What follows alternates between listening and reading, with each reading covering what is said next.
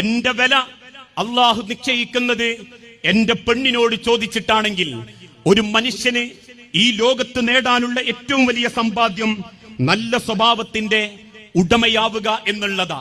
നാട്ടുകാർക്കിടയിൽ നല്ലവനായാൽ പോരാ, കെട്ടിയ പെണ്ണിന്റെ മുൻപിൽ നല്ലവനാകാൻ പറ്റണം. എന്റെ വില തീരുമാനിക്കേണ്ടത് എന്റെ ഭാര്യയാണെന്ന തിരിച്ചറിവോടെ ജീവിക്കാൻ സാധിക്കണം. അതല്ലേ ലോകത്തിന്റെ പ്രവാചകൻ പഠിപ്പിച്ചതും അക്മലുൽ മുഅ്മിനീന ഈമാനൻ, ഒരു വിശ്വാസിയുടെ ഈമാൻ പൂർത്തീകരിക്കപ്പെടുന്നത് അഹ്സനുക്കും ഖുലുഖ, അവന്റെ സ്വഭാവം നന്നാവുമ്പോഴാ. ഇന്ന് പല ഭാര്യമാരും പരാതി പറയാറുണ്ട്, ആള് നല്ല ദീനിയ, കോലത്തിലും ചിഹ്നത്തിലും പള്ളി പോകുന്നതിലും, പിന്നെന്തേ അവന്റെ സ്വഭാവത്തിലുള്ള പ്രശ്നം? മൂക്കത്താ ദേഷ്യം, പെണ്ണിനെ തെറി പറയും, തല്ലും, ഒറ്റപ്പെടുത്തും, പരിഹസിക്കും, കുടുംബക്കാർക്കിടയിൽ ആ പെണ്ണിനെ പ്രയാസപ്പെടുത്തും, അതിനേക്കാളേറെ പട്ടിണിക്കിടും, മനസ്സ് വേദനിപ്പിക്കും.